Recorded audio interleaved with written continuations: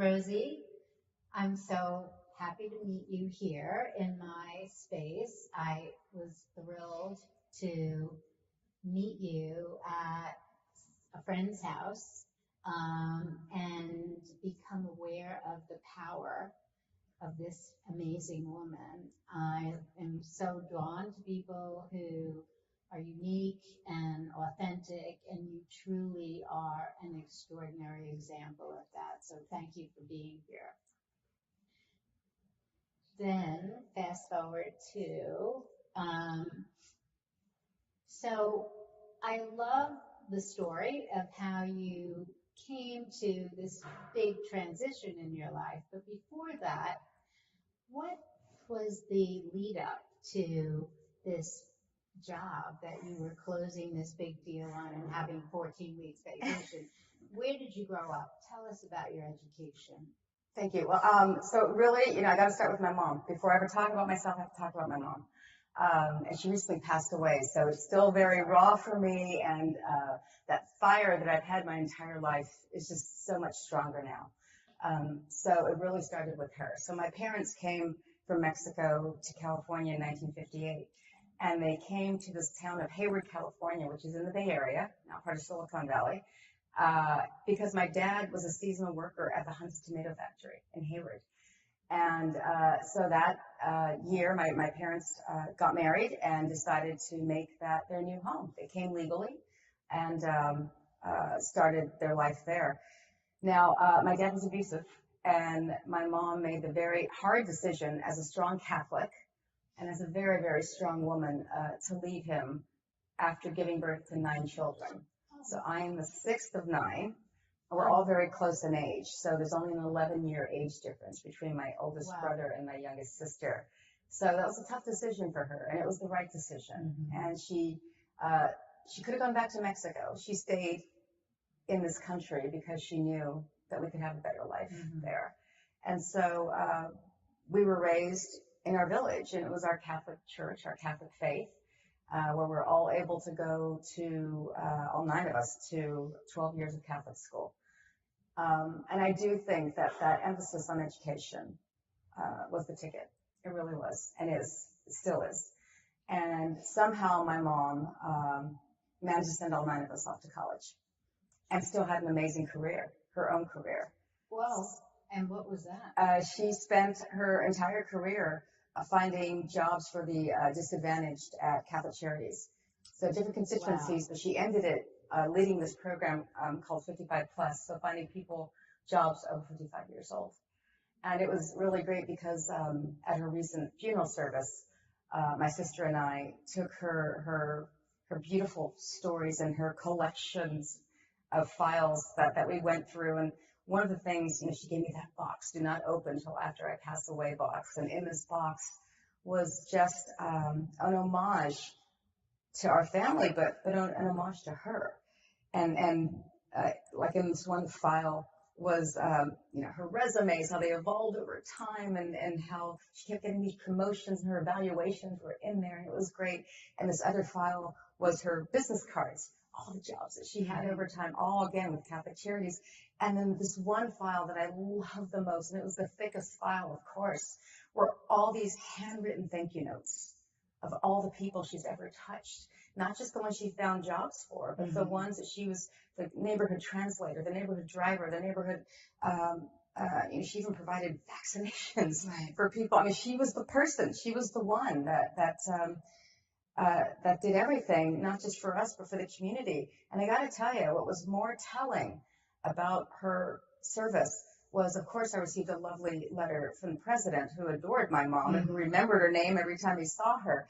But I also received a letter from the president of Notre Dame University who remembered my mom because it's a funny story. And I had told him that she was sick. And so when she passed, he sent this letter. But the long and short of it is he spent his first year out of the seminary at our parish.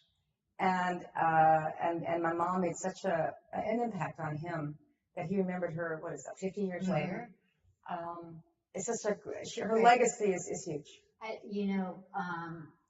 It's listening to your story. I have stories about my mother too, and the extraordinary, courageous, adventurous, especially for my mother's age group. I'm older than you are.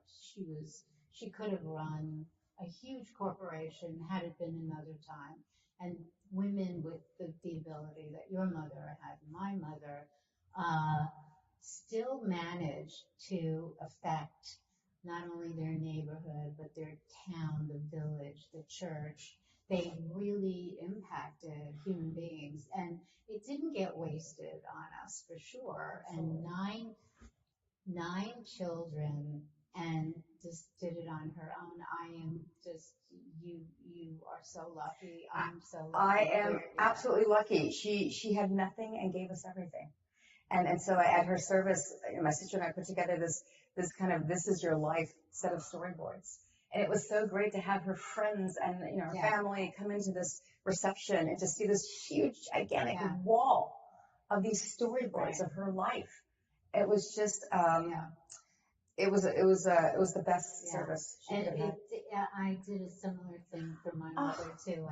She was an artist too, so I had all of her art and all of the things that she'd done for people, and it really is a great privilege. We are privileged in the most special way to have not only that gene pool, but to have that influence without ever being taught that this is the way to be, but just watching the way you should behave. No, that's exactly right. No, and look, I mean, it's a story of values more than anything.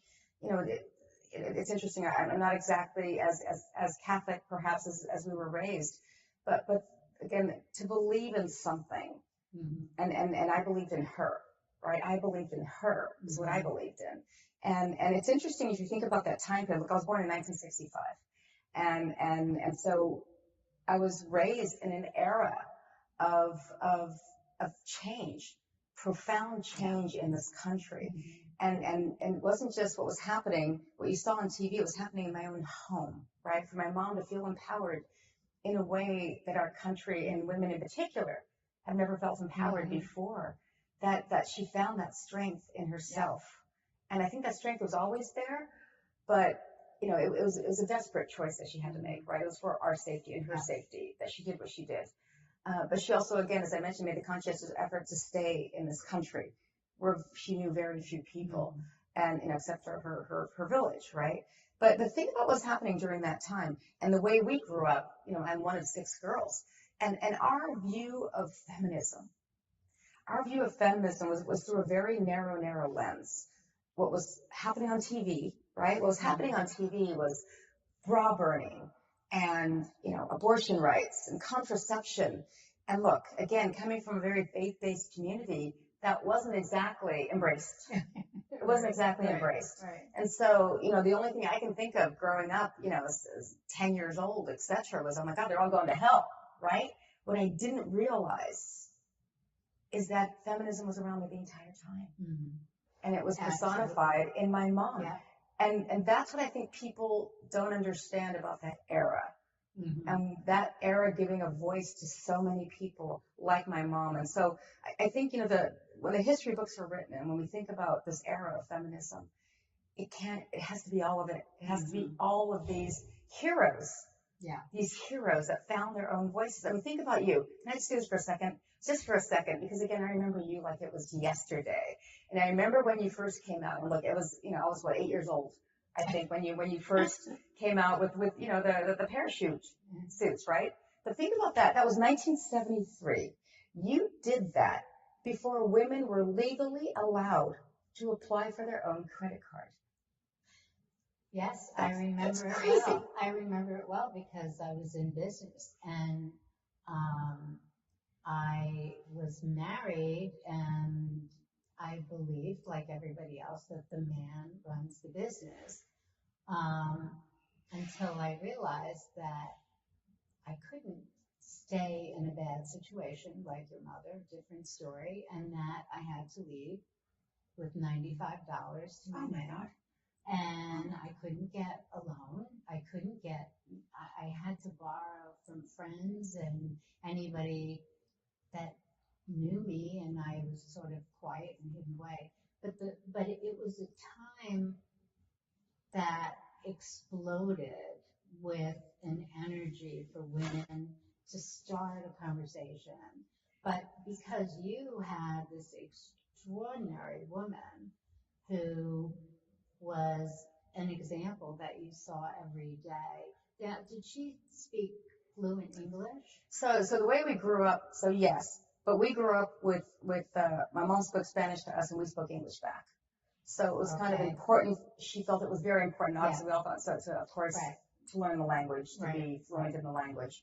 But yes, she was fluent, though, absolutely. So my mother, and learned it here, by the way. My mother was Lebanese, but she grew up in Puerto Rico because they traveled and traded, and her father left her mother and 5 girls in Puerto Rico.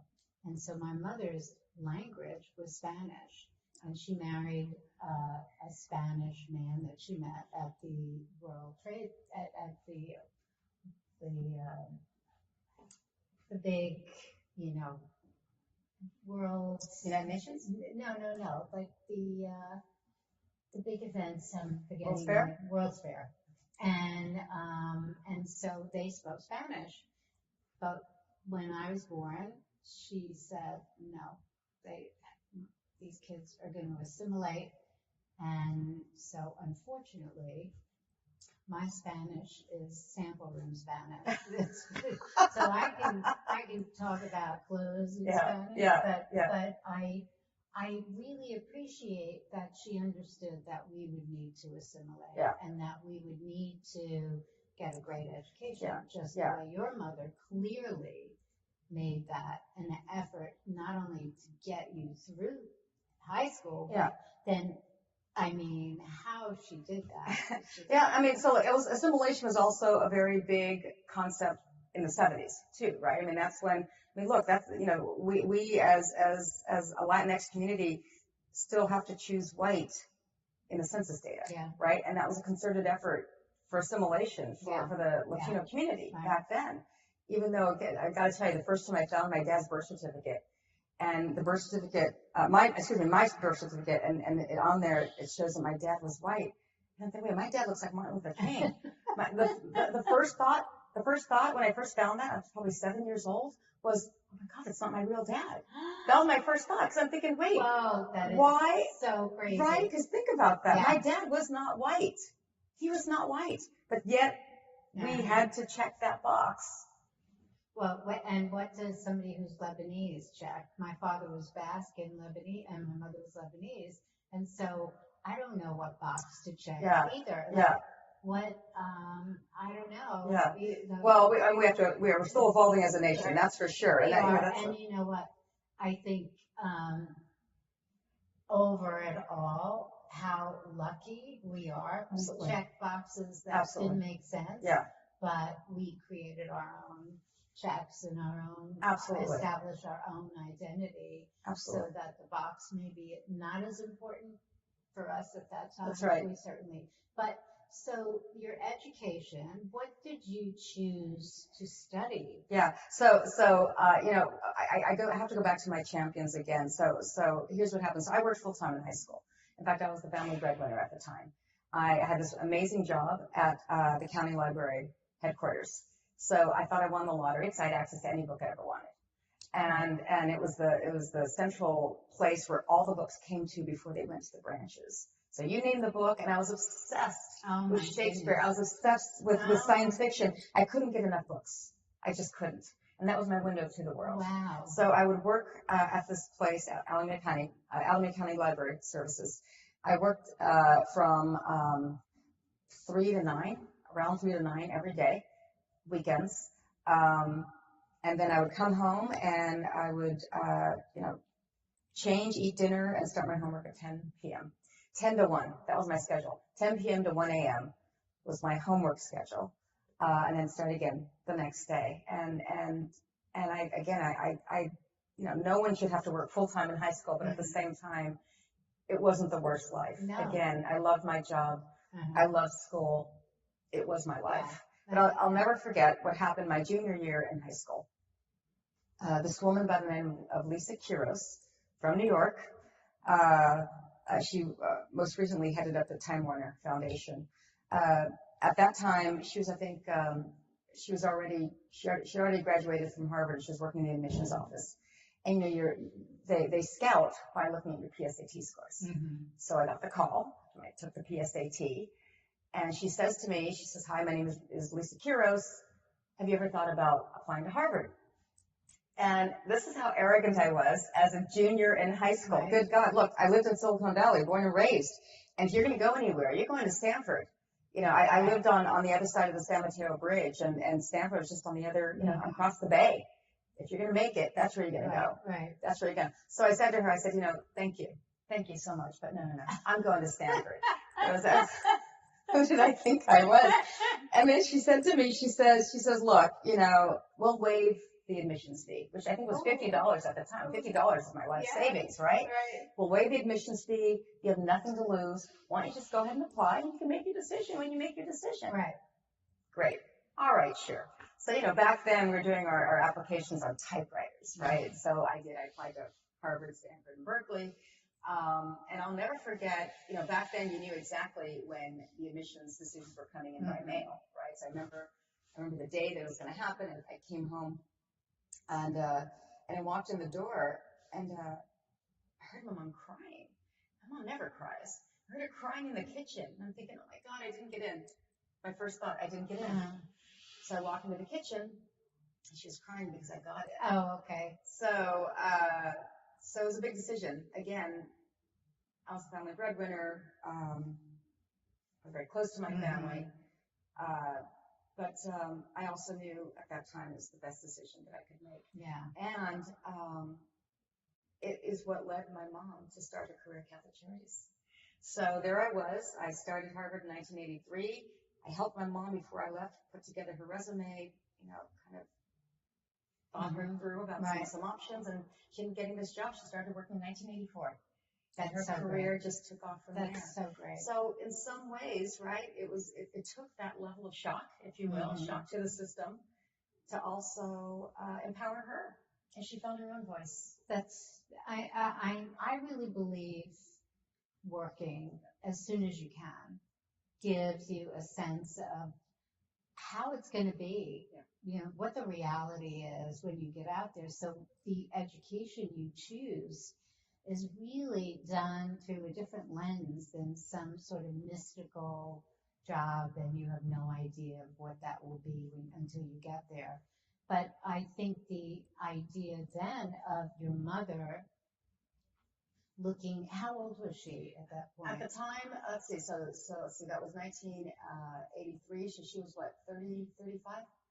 So I really think, even now more than ever, that a woman's opportunity to work at different phases, like I think 35 is a big turning point for women in what they do in 35 to 45, but then 50 is the big one. Yeah, actually it's 45, sorry. 45, but that's that big, and then 50.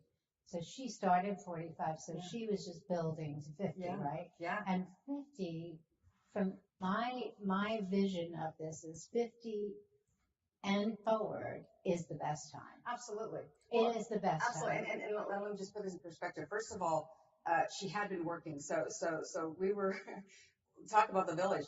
One of the jobs that she had, many jobs. One, she catered weddings with her amazing tamales. She catered a lot of activities with those tamales. Right. So, and then very, very hard work. So she sold tamales. And then the other was, she did a lot of aftercare, after school care. So we had, half a dozen kids, maybe more, at our house after school. That's so great. So, again, we all worked. And, my siblings worked. We all worked. Yeah. So we all worked very, very young, usually at 14. Yeah. So we all contributed. We all, had a job to do, if you will. But having that full-time job that she needed to do starting at the age of 45 was probably one of the best things that ever happened to her. Yeah. And here's the thing. I'll never forget my uncle, who's 2 years younger than she is, and her best friend, and of course spoke at her eulogy. He's a missionary in Haiti. a Marist brother, Wow. still working at 83 as a Mm-hmm. missionary. But he spoke at her eulogy. He said a eulogy recently, and he talked about, my mom, who literally had no formal education. Her brothers did. Her brothers were all sent off to, of course, these great schools, Yeah. but she was the oldest girl, and her responsibility was to the homestead. And eventually, she went off to help her aunt, who was a mother superior, run an orphanage in the middle of Guadalajara, Jalisco, Mexico. That was her school. And so she really didn't have any formal education. So when you think about someone who came from nothing except her grit and her courage and her fortitude and her persistence and perseverance, all of that together to take on the world the way she did and succeed in the way she did.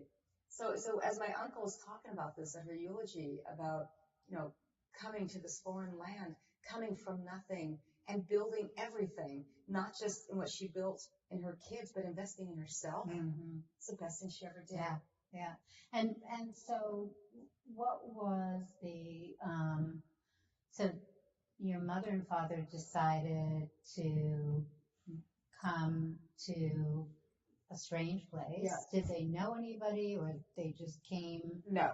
They didn't know anybody. No, I mean, we had some distant, very, very distant people we would call cousins, but there were some folks that I think became part of this village, and they came into it. So and it kind of evolved over time.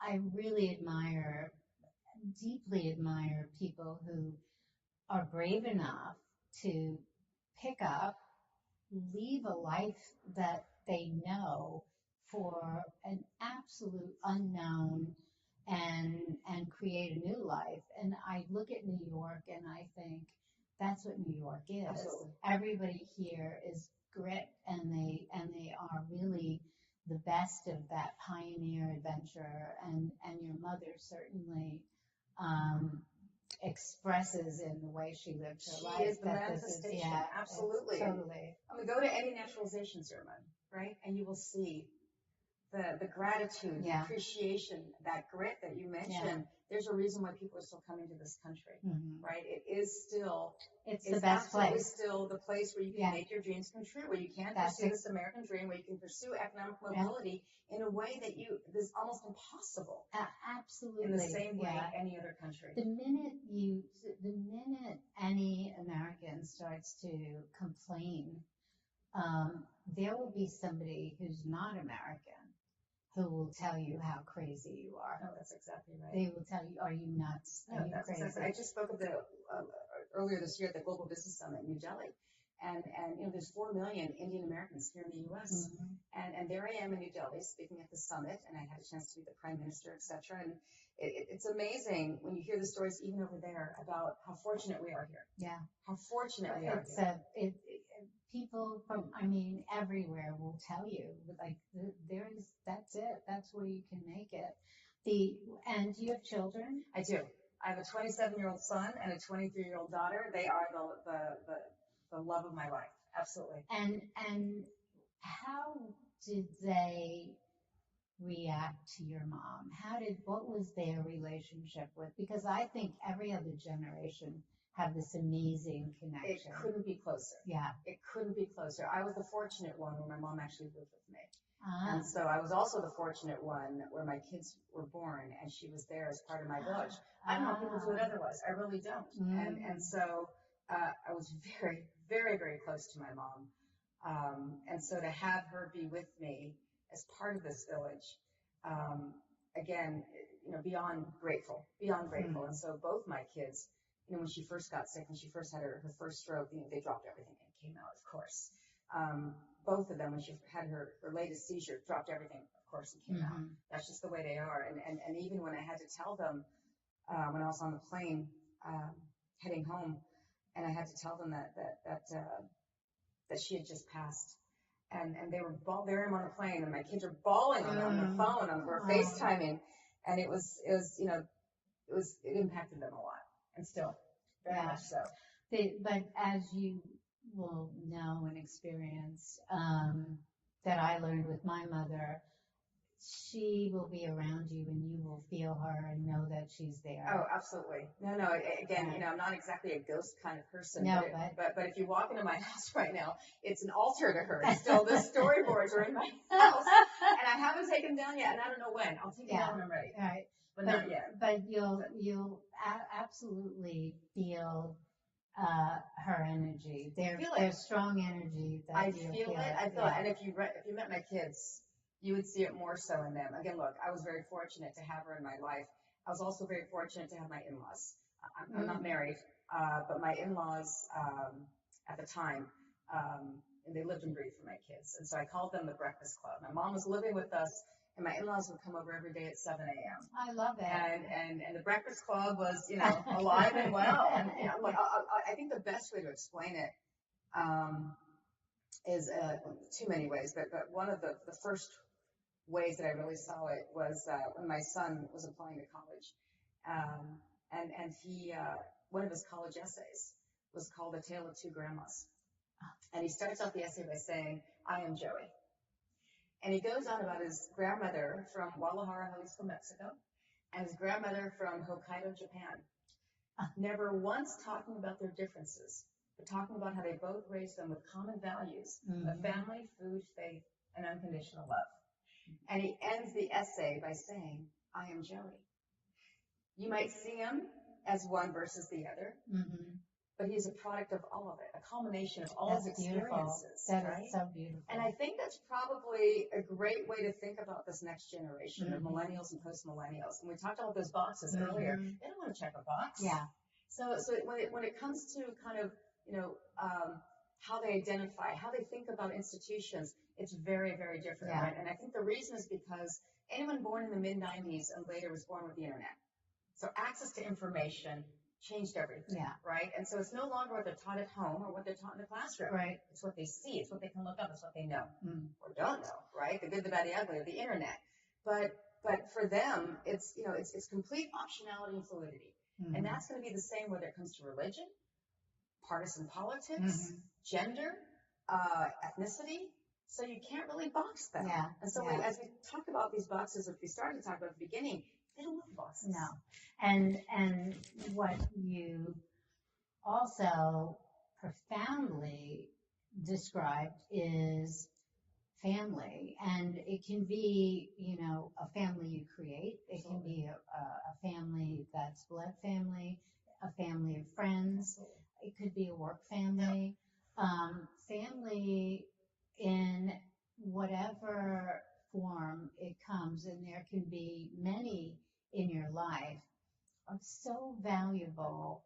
The structure of having people who care about you and that you feel a part of is really meaningful. And I think that's one of the areas we need to recognize and to say, if you don't have a family, you can create one. You can find ways of having your breakfast club or your village. Absolutely. But a lot of people are lonely right now. Especially since the pandemic. Absolutely. Like incredibly lonely. I've had doctors on the podcast and talking about loneliness in a way that I think we've never really recognized as serious before.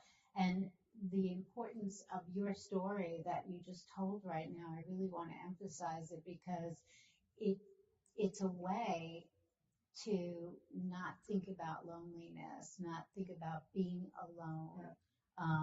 The fear of that place is quite scary. Absolutely, and I think that's exactly what it is. It is fear, and what's the counter to fear is courage. Right, and finding the courage to get out of your own skin, get out into the real world, however you want to describe that, right? And so I think that is the one thing that was so powerful with my mom is that ability to take strategic risks, right? And to get out of your comfort zone.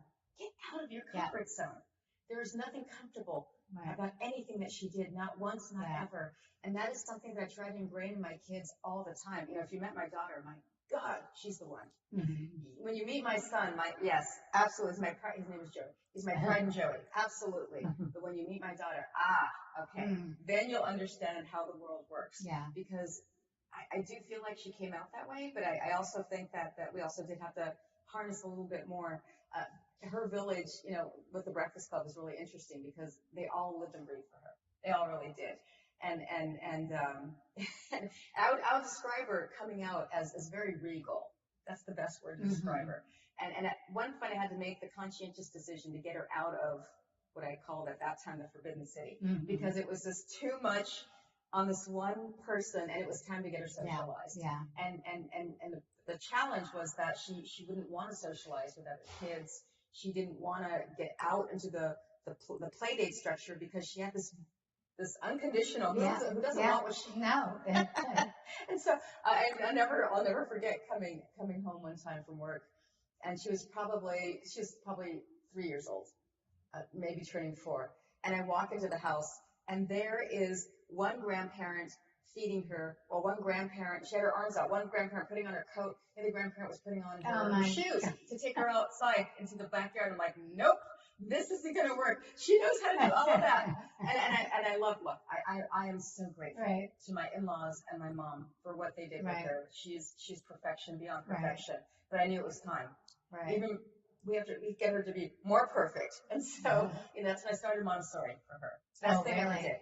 Best thing I ever did. Started her in Montessori, where she met some friends. And then through those friends, she met this one friend that became her best friend. And it was her best friend that wanted her to start dance with her. So I got to tell you, it was dance that got her out of this bubble, that got her out of her own skin, and she became a completely different person. It was the best thing I ever did. That the universe takes us to where we're supposed to go. Absolutely. So back to your education. Yep. So now, what were your interests, and where did you decide to really focus your education? Yeah. So I went to Harvard, and so it's a liberal arts school, and they didn't really have a lot of vocational programs. So they don't even have accounting, for God's sakes. And so that's why I'm asking you this question. So I always thought I'd be a lawyer. I wanted to be a family lawyer. Until my junior year in college, and then I realized that I had more of an interest in community building and kind of bricks and mortar in a strange way, and real estate was kind of what piqued my interest. And so, strangely enough. And so, but my major, I was actually the first person in Harvard's history ever to combine the two majors that I combined. They didn't want to choose. Why choose when I could do both? So I combined sociology and Romance languages and literatures, first time ever. And it was very difficult because you have two different departments that you have to satisfy. And in the end, you have to write an honors thesis. And your thesis is going to be graded as if the other department didn't exist, which is very, very challenging. I loved it. I absolutely loved it. And I actually, the second that I got that process formalized, others came behind me, which is really great. So it started something.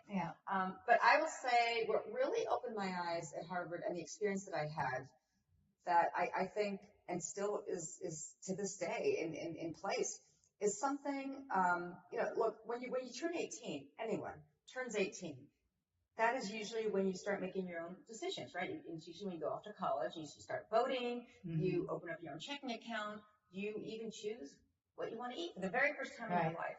And so that experience of having that independence for the very first time, and look, I was, practically in a cage my whole life, right, in terms of the life that I had before I went off to school, which is why I made the choice that I did. Going to the other side of this country, this foreign land of Cambridge, Massachusetts, out of my comfort zone, right? But boy, did I dive right in. And for a lot of people, it is their introspective. It is when they look at themselves for the very first time as an individual. And I realized that I actually loved the cultural parts of what I was leaving behind. And I decided as a freshman that I dove into, Harvard had a Mexican folk dancing group called Ballet Folklorico. And so I dove right in. I loved it. I loved it. I ended up becoming the director of it. But here's what was so funny, is those first 2 years, your freshman year or sophomore year, we had these great performances. It was usually Cinco de Mayo, something like that.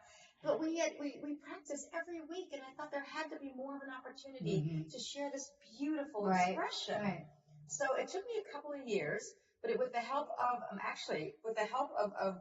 I mentioned Lisa Kuras, the one who helped me think about getting into Harvard in the first place. So she was there. She got me a job in the admissions office where I worked all 4 years.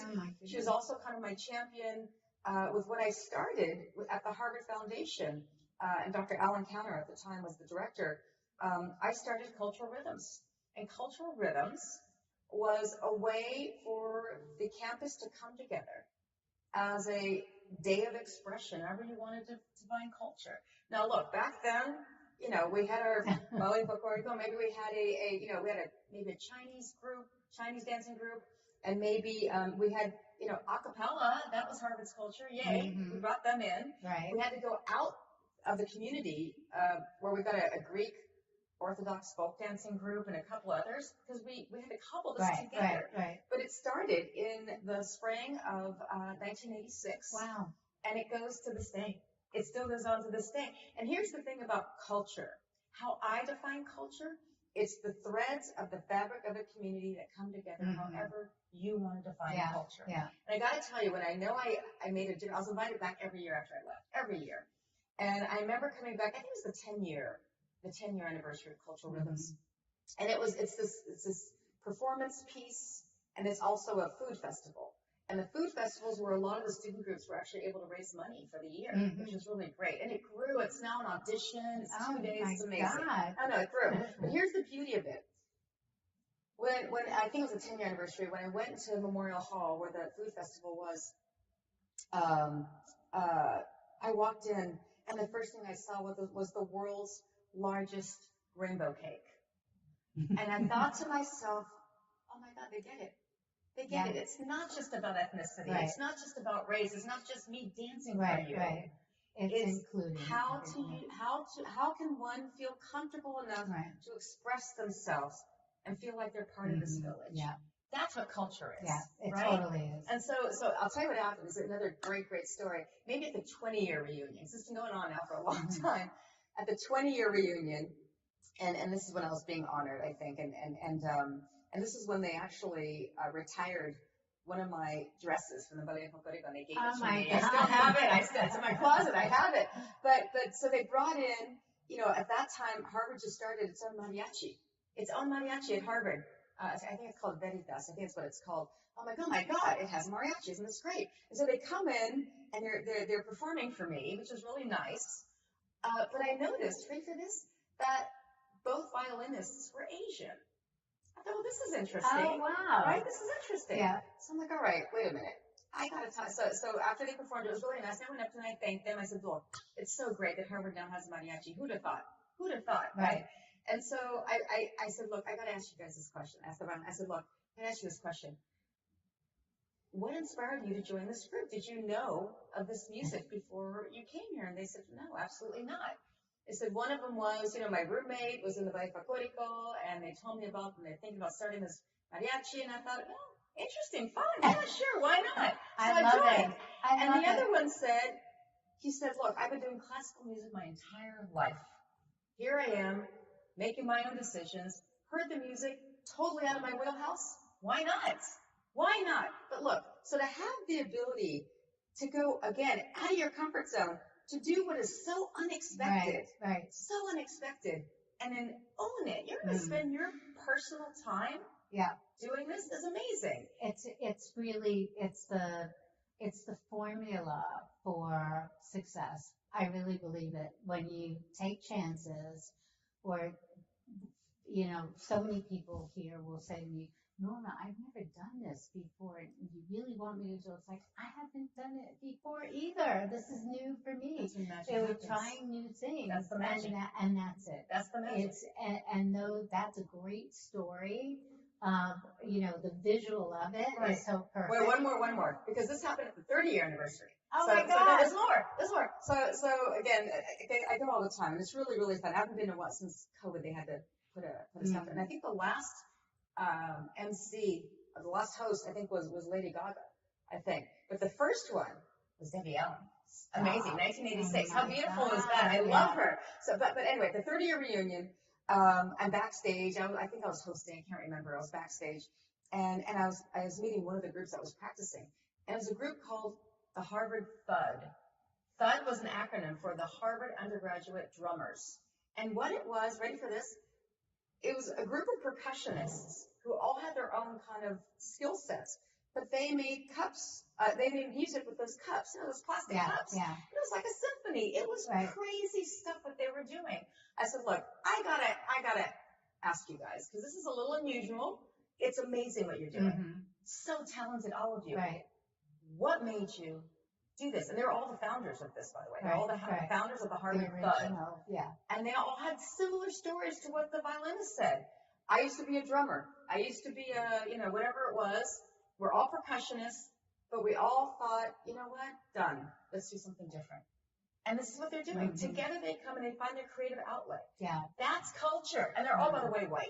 So, right, again, look, it doesn't matter what you look like, who you are. If you love it. How you want to define culture, that's the theme. That's Absolutely. what has to sustain itself. And that's the best part of our country is we are kind of a nation of nations. We are this beautiful experiment, social experiment of all these cultures coming together. And how do we take that and advance that? It's it has to be the way we look at coming back together again. I think we sort of are going through this stress that's separating us and stressing us out. That's right. And I have a great belief in this country and in all that's possible and in the character of the people that are here, because everybody's an adventurer, right? Everybody either was a pioneer or they came here and unless you're indigenous or unless you were brought here without your permission, right? Everyone came here to build their dreams. And then when you're here, there is an opportunity to bring us back together. I say this a lot when I was growing up on the news. There was Martin Luther King, JFK, Gandhi, right? And not perfect, imperfect men, but the inspiration and the idea of bringing people together, loving one another, appreciating what we give to each other.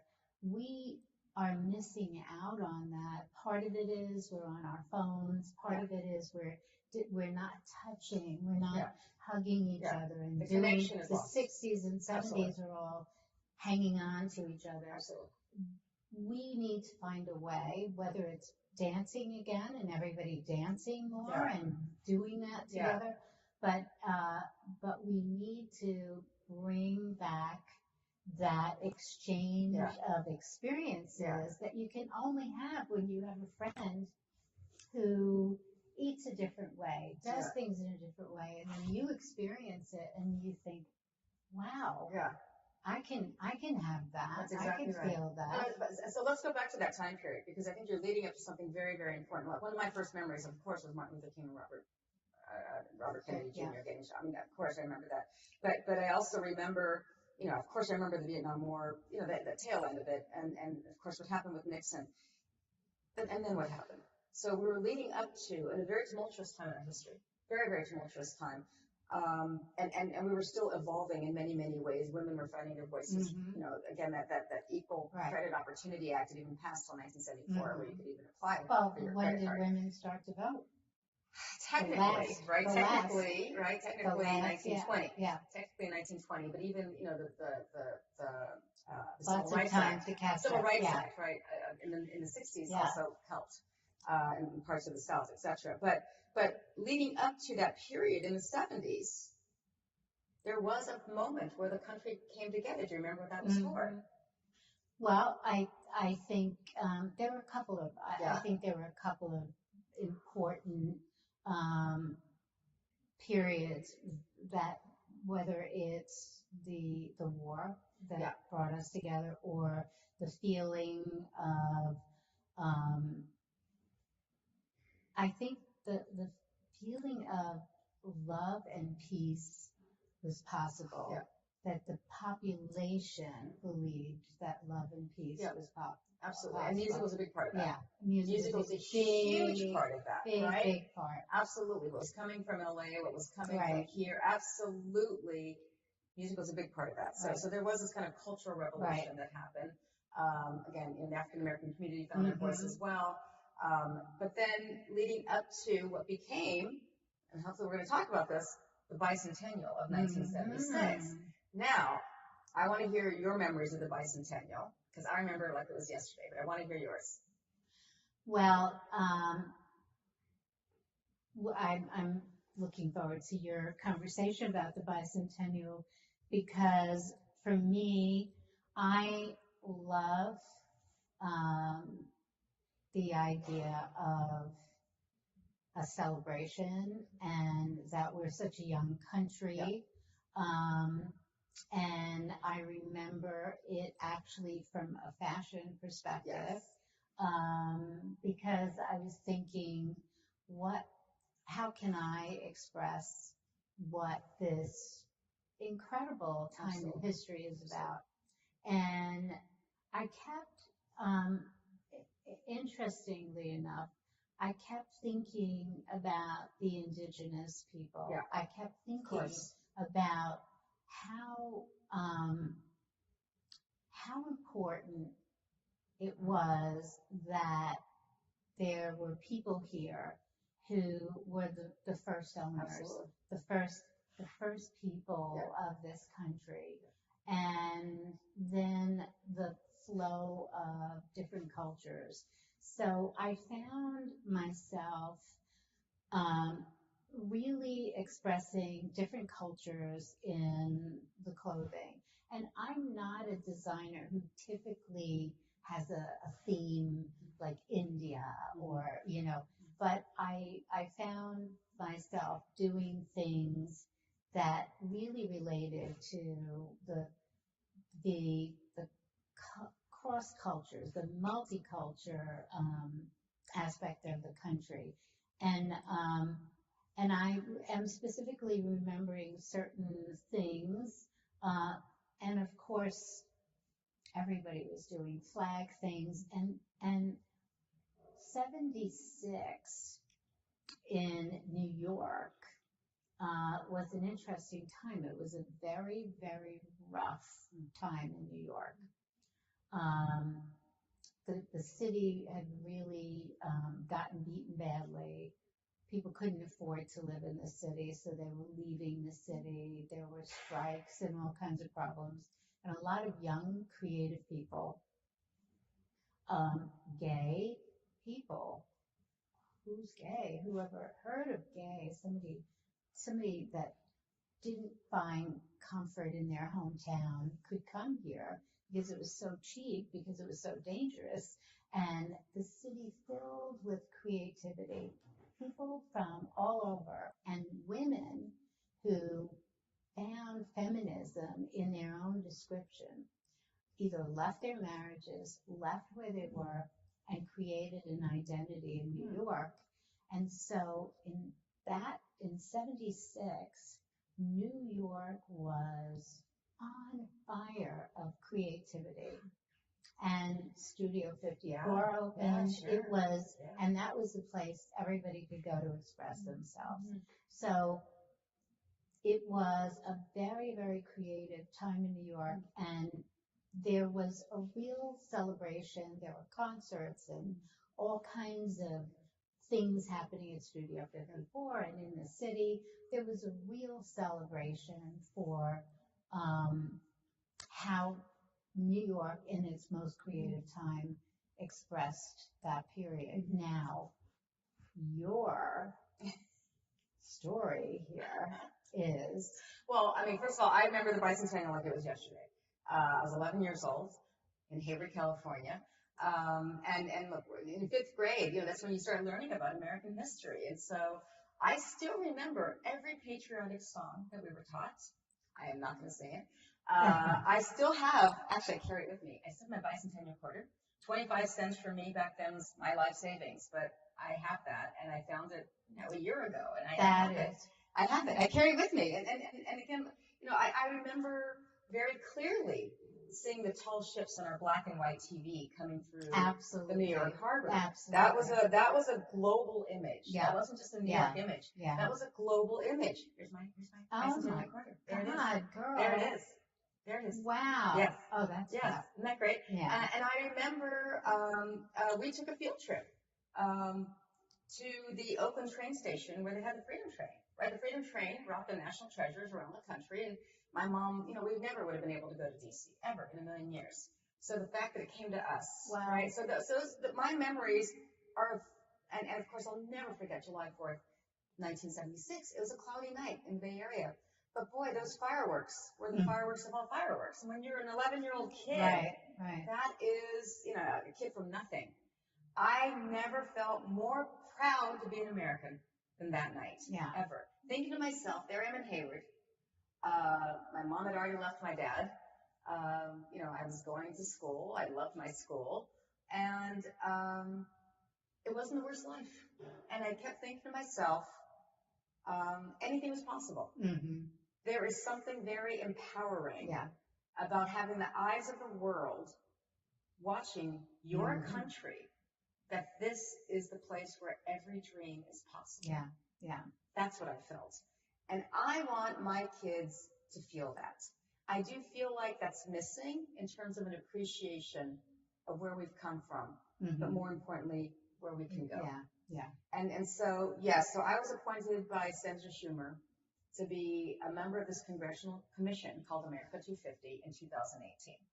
So this congressional commission, it's a 24-member commission established by legislation, by Congress, and the 24 members are populated by the House and Senate majority and minority leaders, so half Democrat, half Republican, and it also includes, of the 24 members, 8 standing members of Congress, 4 from the House, 4 from the Senate. Well, last year, President Biden appointed me as chair. So who would have thought that this little 11-year-old girl who was loving life, celebrating the 200th anniversary of our nation's founding, or Declaration of Independence, is now leading the nation's efforts. And here's the irony. In 1986, I was actually Harvard's class representative for their 350th anniversary. Wow. So in 2026, which is when our country turns 250 years old, which is again based on the signing of the Declaration of Independence, is Harvard's going to turn 390 years old. Wow. So how ironic. And of course, no one knows this, by the way. It's not like anyone knew this when I was appointed. But, it is kind of a strange destiny, if you will. And I'm embracing this. I'm all in. And it couldn't be going better. So, we did have some challenges out the gate way back when. But I feel like we're on track to have the most comprehensive and inclusive commemoration and celebration this country and this world has ever seen. Look, while we are not the world is us, right? And so if you go back to 1776, Alaska was Russia. California was Mexico. Right? Hawaii was its own kingdom. We had our country double its footprint with the Louisiana Purchase in 1801 with France and Spain. And so, again, unless you were indigenous or unless you were brought here by force, we all are experiencing this in a very different way. And I want this to be something for everyone. I really do. And I'm hoping more than anything, I don't think it's an accident that the president would pick someone who's a daughter of immigrants.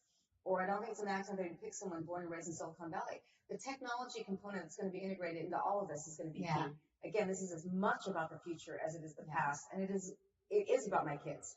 Absolutely. So when you're thinking about a plan or how you want this to evolve and develop, who is funding it? Yeah, so thankfully we have tremendous support from Congress.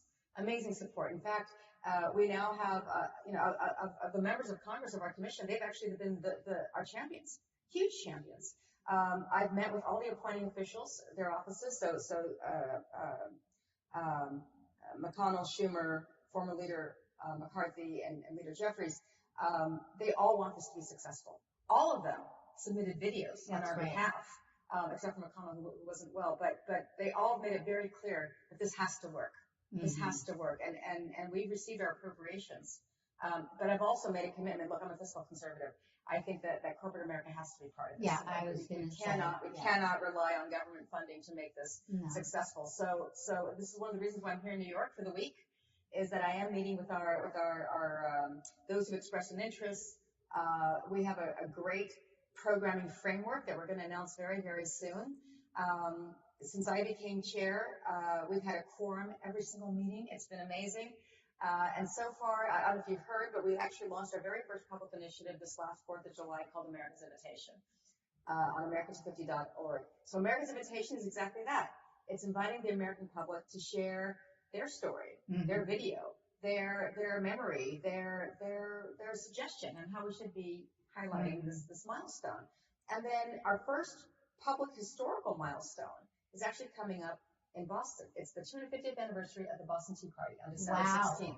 Oh, so really? I am taking the commission out of the DC bubble, out of the Philadelphia bubble, and to where the action is. Yeah. We are having our commission meeting in December in Boston. We are absolutely participating and actually making some very big announcements, huge announcements about what we're doing. And what we're doing is we're using these regional meetings, these quarterly meetings, to make our regional and local announcements. Our community partners, our Boston partners, and of course highlighting what's happening with the Tea Party. So when we launched America's Invitation on July 4th, we launched in partnership with our community partners. So that's Nextdoor, which is a social media platform for neighborhoods. They're our community partner. Awesome. YWCA. Great. And Major League Baseball. So when we launched intentionally in the great state of Wisconsin, a nice purple state. We launched at the Milwaukee Brewers against the Chicago Cubs game, baseball, hot dogs, and apple pie, and a light touch to let people know that it's a 3-year count-up, right? July 4th, 2023 is a 3-year count-up to July 4th, 2026. And so now using these regional announcements from a historical perspective, but also, again, building the momentum from sea to shining sea. I say from Fairbanks to Philadelphia, this has to be grassroots. Yeah. It has to be Main Street. And so how do people learn more about it and get involved? I think the more people that are involved and have an experience with what you're doing, we will benefit as a country from that spirit being brought together. And if anybody can build the spirit within every American soul, you certainly are the capable one. Oh my I goodness. can't even think of anyone near second. Oh my goodness. But I think your positive energy and everybody clearly will know you're going to get the job done. And people like success, and I'm sure if you wanted volunteers or people to be a part of this, there should be a way that they could Absolutely, reach out. absolutely. So we'll put up whatever. Absolutely. Americans50.org is our website. And again, as we make these regional announcements and we start to announce what our programming framework is going to look like, again, we are soliciting ideas already from America's Invitation. And America's Invitation was really informed by, I don't know if you know this or not, but I'm the one that initiated and led the effort to place the portrait of a woman on a Federal Reserve note for the first time in our country's history. So we had a public engagement process. I don't know if you remember, in June of 2015, we launched, when I was Treasurer of the United States, we launched a very ambitious public engagement process that has never happened in any administration, where we used Instagram, Facebook, Twitter, emails, letters, roundtables for almost a year, soliciting feedback from the American public and should be considered for our currency. And that led to the announcement of Harriet Tubman on the $20 bill in April of 2016. That is what made me realize that this has to be out in Main Street. This has to be, again, grassroots. This has to be all of us being able to see themselves in this commemoration. Have you had a chance to see our video that we launched? No. I will play it for you when we're done because it is absolutely amazing. Well, we can attach it. Absolutely. To It's amazing. So, So that video, I think, is a great product of the process that we're using. So what we're making sure is that, again, everyone can see themselves in everything that we do. It is not going to be perfect, and we can't be all things to all people. But I'll give you a great example. So clearly we needed extra capacity to make sure that we're focusing on the right themes, the right messaging, the right articulation of what we're trying to accomplish. And so I created what I'm calling our professional services team, which is a set of outside consultants who focus on public initiatives and focus groups and research, et cetera. They've been amazing. And it's Republican and Democrat. It's both, it's all sides of the aisle are together in this. And so the beauty of this is, I literally say, we want to do a video. Here's the concept, blah, blah. I want to know how the sausage is made, but I'm not going to see it until you all agree on how this is going to look. And then it still evolves from there. And I got to tell you, this video is as perfect as one could get in terms of hopefully capturing the essence of what we're trying to do here with American 250. So when you see it, hopefully you'll agree. But that's the process we're going to have to use. We're going to have to be very methodical, very deliberate, very thoughtful in our messaging and how we want to make sure this is an open door. And so, in what would you, now you remember as an 11-year-old what that image was for you. Yeah. So what do you want an 11-year-old to experience in this new version? And we could talk about AI and sure. What would you want her or him to take away? Yeah. So I think you said one word that was going to be the most important word that I could ever think of, which is connection. So, we have to feel like we're connected to something. It has to be something there for everyone. Right. And everything I do, you're going to find is always tactile. There's a physical component to everything that I do because your brain synapses react very differently when you touch something. Absolutely. You get into what I call the third dimension, right? So when you touch a person, a thing, whatever, your brain gets into this emotional place. So that connection is going to be very, very key. And so, people ask me all the time, how do you know you're successful in 2026? I want as many Americans as possible to feel like this is the land of opportunity all over again. You have to feel it. And the way you're going to feel it is through connection. No doubt in my mind. So, and that's going to mean very different things to very different people. And everyone has to own their ability to connect to this, right? What it means for the past and what it means for the future. And look, I'm approaching this as a very kind of all-partisan, non-partisan, bipartisan perspective. It has to be that. Then no matter who's in office, whether it's in Congress or the White House, no matter who's in office in 2026, which is why we're doing the public process, right? So when we develop this playbook, and the playbook, again, is happening as we speak, that hard copy of that playbook is going to be delivered to Congress and the White House in January of 2025, right? Whoever's in office in January 2025 in the 24 election, we can say America has spoken. And I think an important part of that would be the generational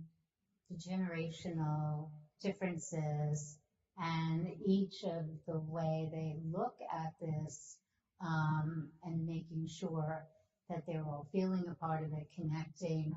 Because it's clear that Gen Z and millennials are so different in the way they operate, the way they look at things. And baby boomers, I actually think in some odd way that I connect as a baby boomer to Gen Z, and that they seem to connect to me in a certain way. And That's exactly right. And you know why that is? No, that's exactly right. And it's because, again, look, I mean, from you, from me, I keep saying when I grew up, I want to think like them. I keep saying when I grow up, I want to be my daughter. I say that all the time because they see the world in a very fluid way, a very open way, a very global way. It's no longer competing against the kids sitting next to them in class. They're competing against Russia and China, etc. So they see the world in a very global approach. And it's very liberating how they think, very liberating. And I think that kind of freedom of thought is similar to what happened, I think, in the 60s and 70s, where our country evolved in a very similar way. It was revolutionary. We were landing on the moon. Exactly. Ideas. I was working on a UNIVAC computer in the 60s, so it was the first time anything would be thought of in that way. So there is a similarity, but it's a creativity more than anything. It's a creativity, right? And so the tactile part of it, how are you going to achieve that one? Yeah. So let me just start by saying the legislation is very prescriptive in terms of what we can and can't do. But one of the things that it does highlight that we do have to do is a time capsule. Of course, absolutely, we're doing a time capsule. So we think that a time capsule is probably it could be technology based, or it also could be a mosaic. Something from every state. It could be something very interesting, and again, the threads of the fabric of this community, whatever that looks like. There does have to be a tactile component, and there will be a technology component. It has to be both. Has to be both.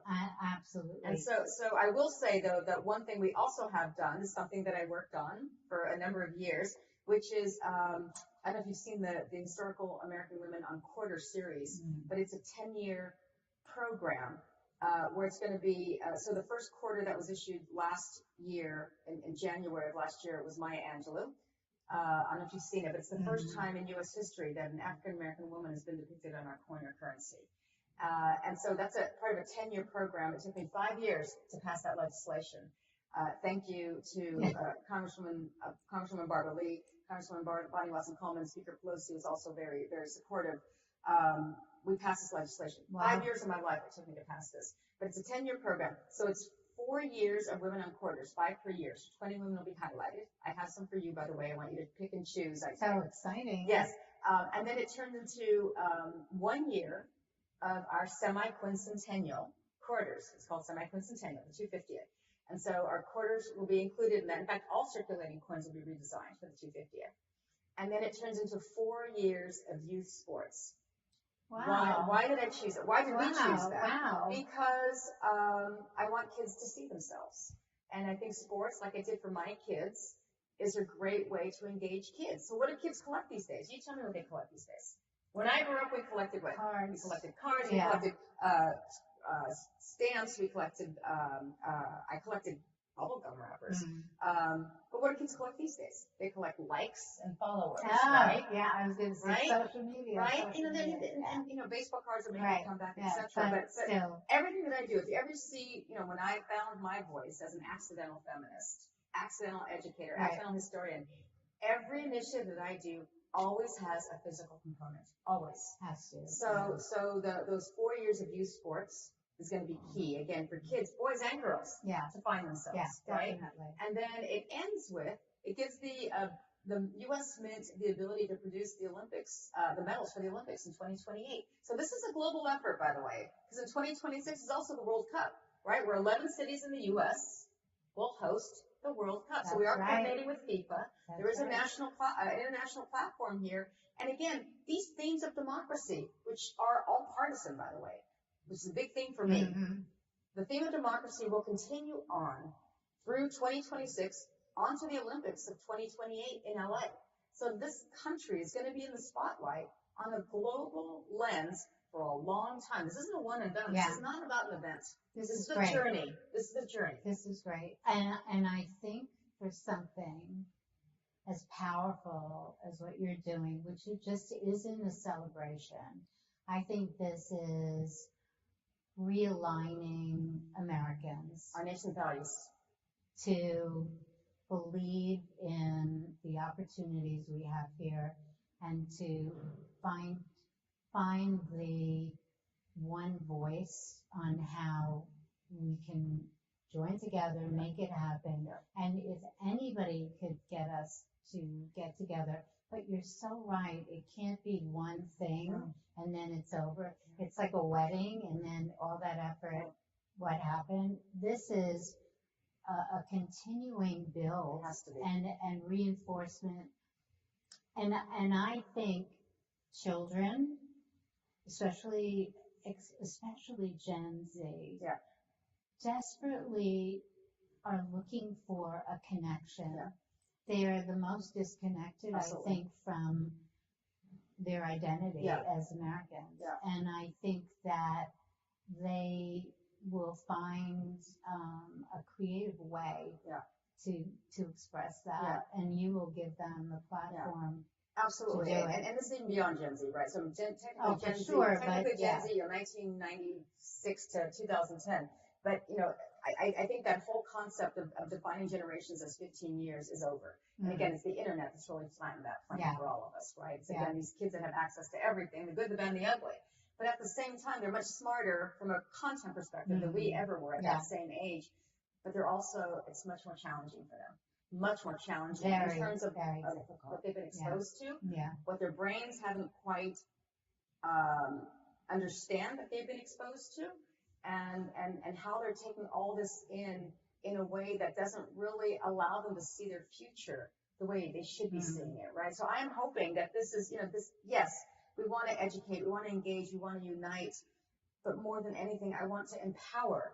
I want to empower all of us to figure out what that collective voice looks like, and more importantly, find that individual empowerment, Yeah, right? Believe in yourself, believe in this country, and believe in yourself.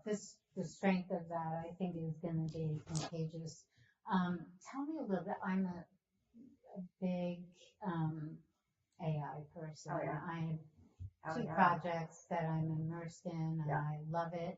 Yeah. And I think this is an incredible opportunity. Absolutely. So, cat's out of the bag. It's not going back in. No. And people need to embrace this. Yeah. And what people don't understand about AI, it's been around for a long time. The reason why it's getting a lot more attention now is that it's being institutionalized and packaged in a way that's now going to be commercialized, right?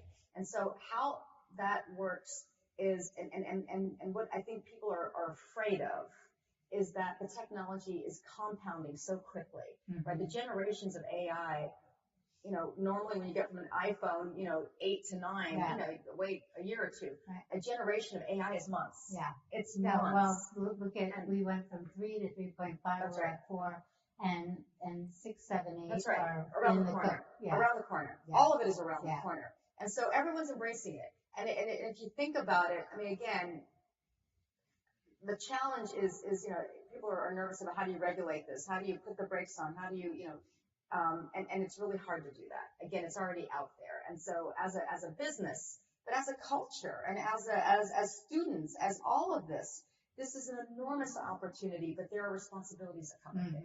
Huge responsibilities that come with it. But absolutely, it's such an asset to what we're already doing. It's already been out there. But, again, you just have to learn how to ride the wave. Yeah.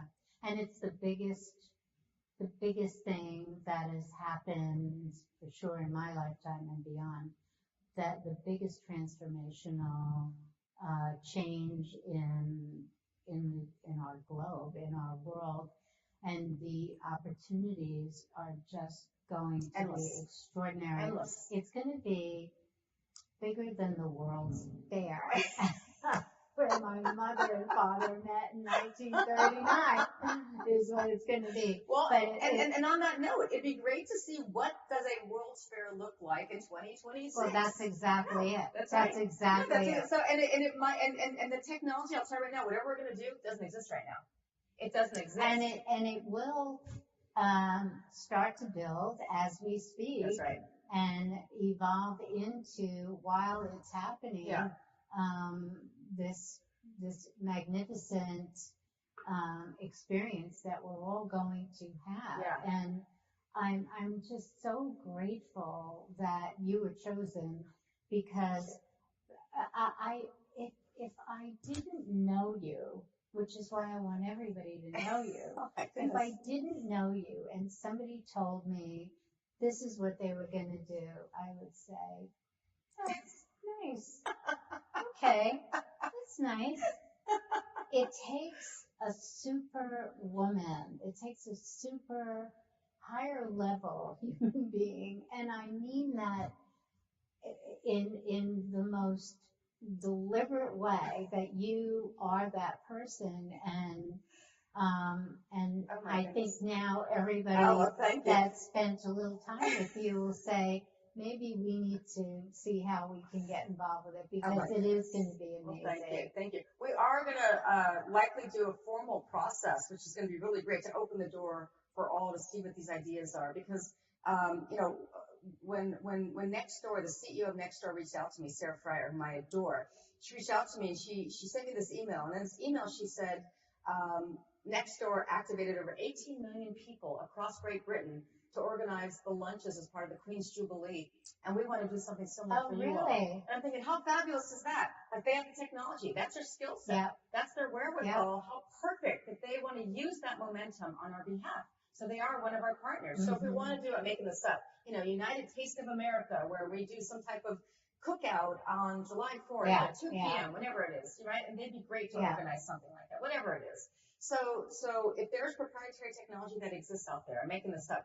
Maybe, from Star Wars, you saw the Princess Leia hologram. Maybe there's something like that someone's working on. We could do a tour of Mount Rushmore from your home.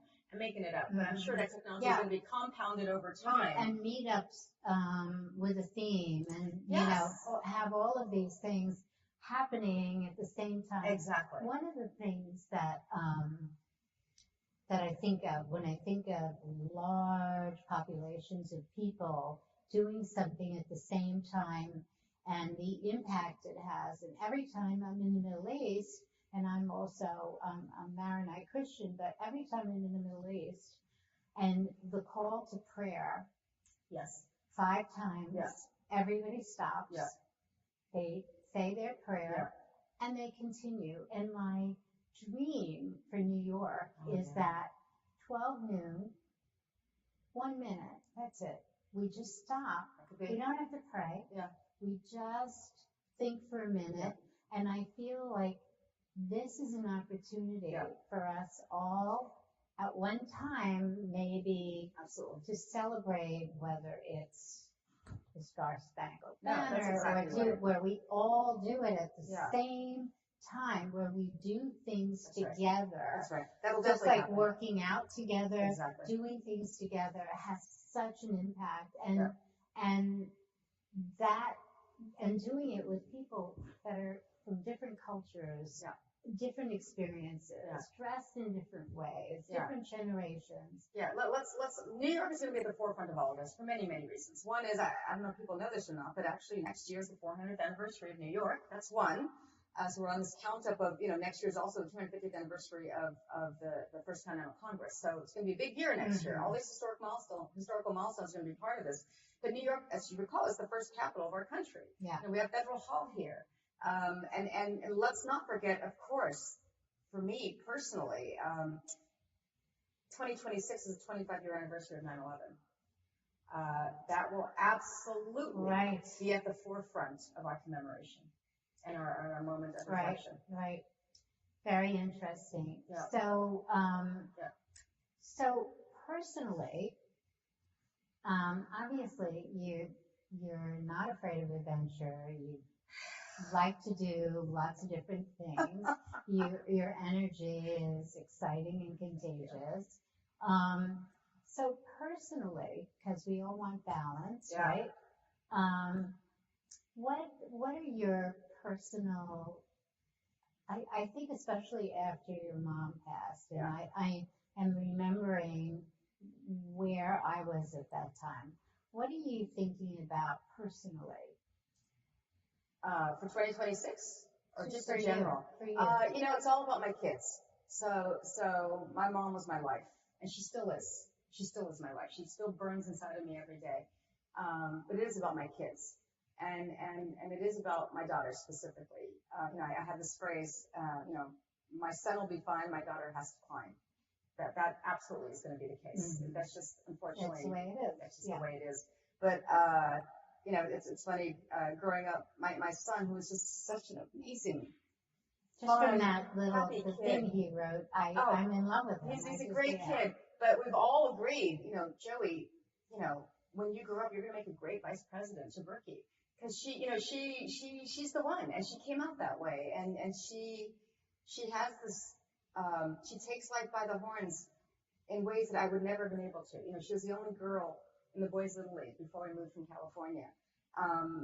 We couldn't find a team in DC that would accept her because she was playing at such a high level for her age. So she gave up baseball and moved on to basketball. My little 5-foot pixie, 90 pounds on a good day, maybe at the time, developed this outside three-point shot, where she became the captain of the varsity girls basketball team in one of the most competitive public schools in the country, and made the record for the most 3 points in a game.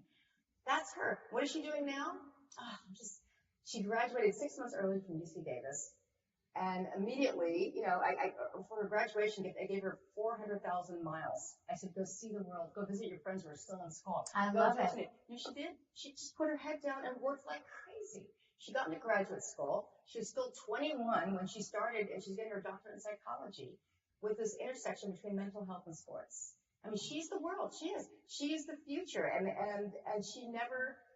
And she's the most fun. She's such a joy. Both my kids, I call my son Joey, Joyous Joey. They're so much fun. And I said, they're the members, I call them the members of the 4-H club. Head, health, humor, and heart. Just the best kids. There's nothing I would change about them. Well, I clearly, you had your mother and they have you, and that is, the gift you gave them is the ability to be those people. And that's what's so extraordinary. And I just am so lucky that I met you and that your energy can be shared and that you're going to impact this country. You already do, but I think this project and everything else you do, Thank you. I don't know how many people are going to want you to run for political office. Never. I just know that we need leadership that looks like you, acts like you, talks like you, thinks like you, and is as important to the survival of our history and our country. And I think you're just the perfect person. Gosh. I'm thrilled. You know how this was pitched to me? You gotta love this. So, I'm still working. I still have to work, and my daughter's in school. I'll never go. This was first pitched to me. This person said to me, "Look, in the spirit of John Warner for the bicentennial, Lee Iacocca for the Statue of Liberty, Michael Bloomberg for the 9/11, and Mitt Romney for the Salt Lake City Olympics, you will be the first woman to ever head a historical milestone of international significance in this country." And my first thought was, are you kidding me? First of all, they're all billionaires. Like, John Warner was married to Elizabeth Taylor. I'm like, wait. How they get that? Wait a minute. So they got to bring in their own teams. I don't think any of them had to work under their congressional commission construct. They just came in and, guns blazing. Right. I still have to, I'm a volunteer. I still have to work. I'm still doing my thing. I was, as the list was going on, I was like, okay, I get the theme, and then, okay. Oh my God. That's creative. So, but look, I was hesitant. I really was hesitant when I was first asked to do this. I was very hesitant just because, and my mom was ill at the time, and but I'm all in, and you I realized very, very quickly that our leadership wants us to work. All the appointing officials, Democrat and Republican, our members of Congress, our congressional caucus, our commissioners, they all don't just want this to work. They've made it very clear. It has to work. Yeah. It has to work. It's so true. I think at this time in history, and because I'm 78, I have a perspective here a little bit more than you might imagine, but at this time in the history of our country, this event, I think, could be an important glue, an important experience that we can all have together. And I know you're going to come up with I just know people will want to share ideas and participate, and I'm sure everyone who will listen to this, and I certainly am your humble servant. Oh my goodness. Oh, you made if me you cry. need a hemstone, Ladies whatever, and gentlemen, Norma Kamali. I'm proud to be Gosh. a New Yorker. I love the ability that I've led a creative life in this country. I came from humble beginnings. My mom was a single mom too, and we really did not have the privilege that anybody would think you would have to have.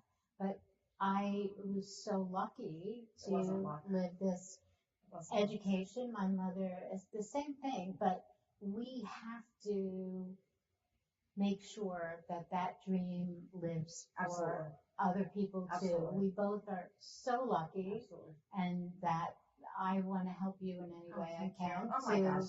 Music to my ears. Thank you. And so many other people will. And Thank you. To give me oh my God, you're so sweet. Thank you.